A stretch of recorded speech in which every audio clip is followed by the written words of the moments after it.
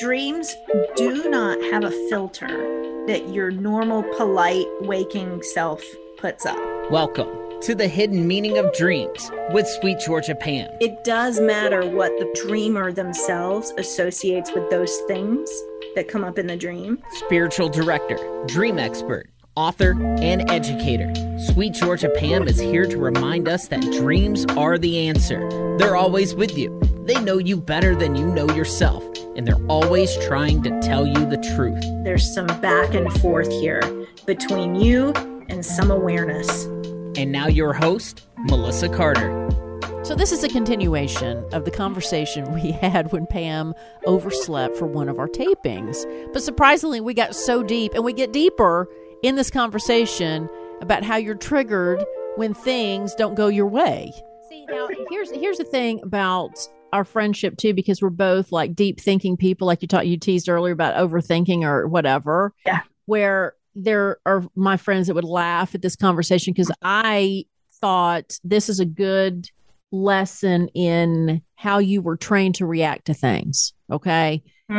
First reaction, authentically having nothing to do with you. Like when I thought of you, it was benefit of the doubt. I hope she's okay. She's probably just asleep or something's up with her son. And she'll tell me when she gets a chance to talk to me because currently, my son has the flu. So, and we had the emergency room visit. And I thought, if something like that's going on, then I certainly don't expect me to be a priority. Right. But there's a part of me that is the bruised, damaged part of me because we all have this.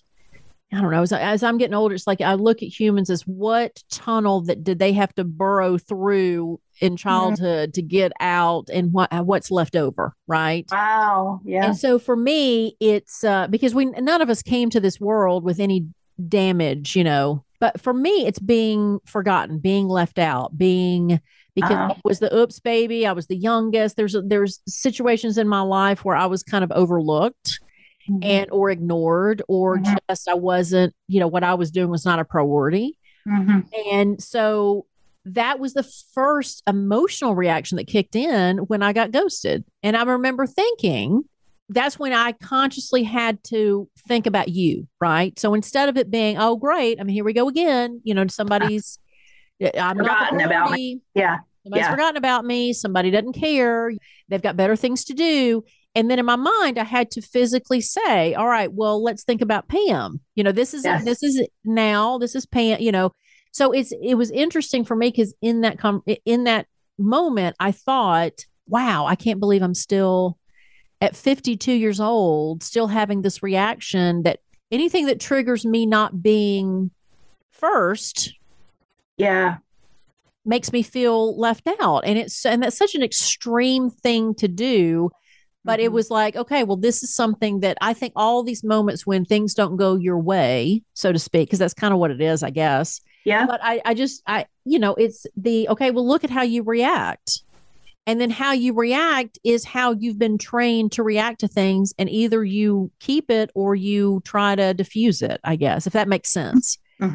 So it was interesting that I guess as I get older, I'm more apt to do all that stuff because I have a young son. So I think there's a part of me that's inspired to, I don't know if it's overanalyzing, but at least being aware of my behavior so that I don't pass it on to my son or at least give him information about himself. Yeah. If he reacts to things he doesn't like. So, yeah.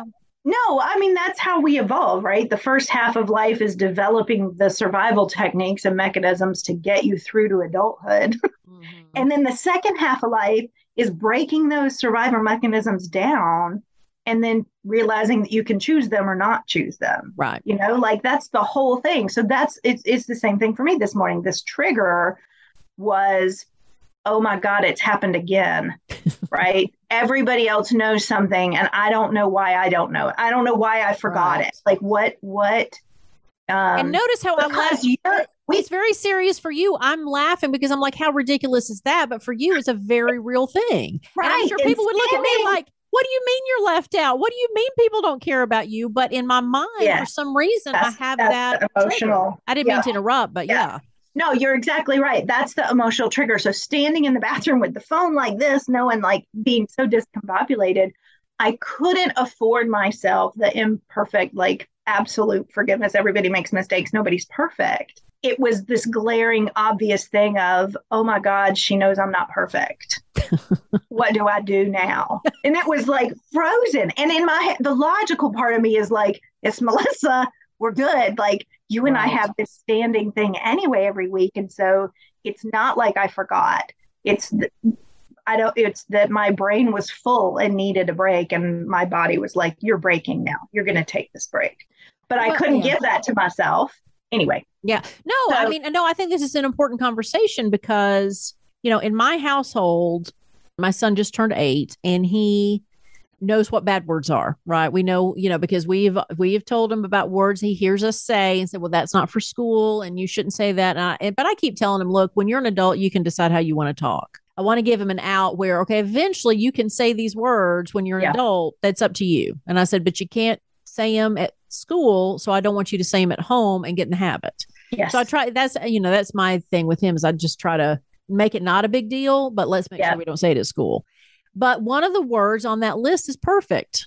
And he makes fun of me all the time for that. He argues with me about it, which I'm happy that he argues with. He doesn't argue about any of the other words, but he wants to be able to say perfect. And I said, there's no such thing. And that's why I think it's a bad word because nobody should be made to feel they have to be. So when you said that, I think that's what it all is for all of us is that, there's something to us that for some reason, we feel like our lovability is conditional. Like we buy into conditional love and we don't trust unconditional love for some reason. Right. And it shows how it's even on the smallest of levels, like us doing a podcast. Right. I had this, okay, well, you know what? Something's more important than me before I made it personal. So same with you. Here I go again until you made it personal. Like, okay, wait a second. In this moment, that doesn't apply. But for some reason. And honestly, that's why I called you in that moment. I was not ready and I am not a talk on the phone person. Somebody calls me and I panic. I'm like, no. I don't know what I have to think it through. I have to plan it. And if it had been any other time in my life, I would have just texted, oh my God, I slept in. I'll call you in 20 minutes. Mm-hmm. And then I would have used that 20 minutes to prepare what I was going to say. Right. To think through and analyze. To reestablish your perfectness. Yes, that's exactly right. To prepare for making sure in front of my friends, they see me as perfect and reliable and good, quote unquote good. I have to be good. So it was a risk. It was a vulnerability for me to call you in that moment and just be like, I don't. I just was like that part to be able to do that with you, says a lot about you. Well, I appreciate that trust and vulnerability. For sure. Yeah. But B, I'm like, oh, now I might dream about it because now my learning mind, my unconscious is like, oh, that was a spike in our emotions. Where have we felt that exact spike before? Oh, back in high school. So it just won't surprise me if in the coming weeks, like somehow one of my flagline people shows up or something about marching band or something about whatever. But or that other captain. That other captain is going to be there with judgmental eyes. Yes, or a car wash or what for whatever reason it's going to throw these things in so that I can go like, okay, now let's normalize that particular spike in emotions and learn from it and move on. So I love that conversation. I'm glad that you are who you are. I'm glad that you and I have developed damaged goods is what I am, but I talked myself through it. That's what I mean, it's so funny. I just had a conversation with my son's grandmother because he's sick at the, time we're doing this. And she was talking about in her profession that she had just had a project and it just was completed and that somebody had criticized how she did it. She had 3 or 4 other people call her to tell her about this one person who'd criticized her performance.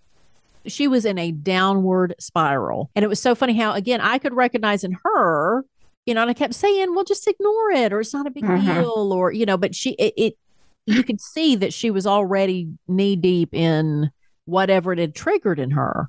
So we see it in other people. It's hard to see it in ourselves, but she was absolutely completely thrown, upset because of the gossip. Obviously, it triggers some kind of gossip or talking about her behind her back or something that she didn't recognize what it was triggering. She thought all her emotions had to do with this very moment. Yeah. At least where we're talking, we recognize that what we were feeling was from back here that was, and so maybe, when you talk about dreaming about it, I never thought about the fact that sometimes can your dreams, I don't know, can they show you what these consistent triggers are?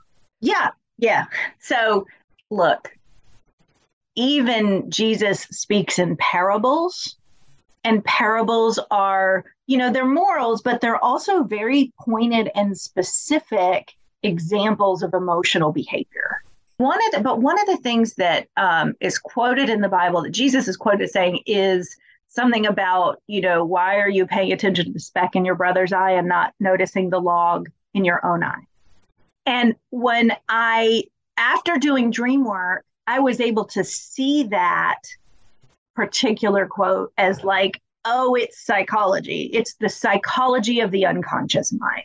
It's I can look with my logical mind and help you make sense of like, oh, just let it go. Logically, this is not a big deal. Logically, your reaction is a bigger wave of emotion than this particular instance calls for. Mm-hmm. So just have a smaller reaction. It's okay, right? That's the speck in your brother's eye, whatever. But when we go into triggered behavior, we're unconscious to it. Yeah. We don't notice that we are overreacting. It feels like an appropriate reaction to the moment. Mm-hmm. And so we've got this huge wave of emotion. We actually go unconscious and we think we're right. We become indignant and we operate from that place of non-centeredness. So this other voice takes over and we're like hurt. We're a hurt child all of a sudden. Yeah. And we react to something. So no, hush. That's the garbage truck. I just see the look of barking right now on his face. Like he wants I must protect the realm. He's triggered. Okay, so what the dreaming mind does, the dreaming mind is takes our ego out of the equation and makes everybody equal. Like all of my reactions are equal.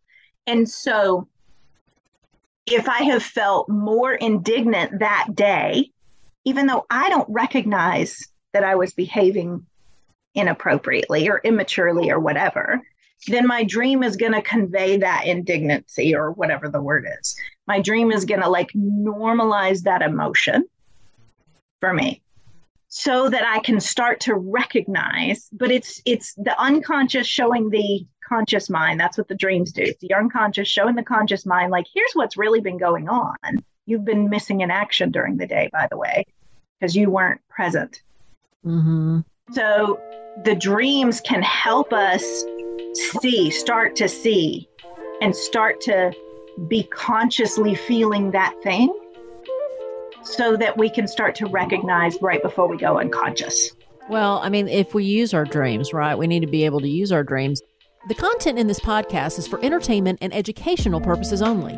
Pam Muller is not a licensed mental health professional. If you or someone you know suffers from severe, persistent nightmares, please seek medical help.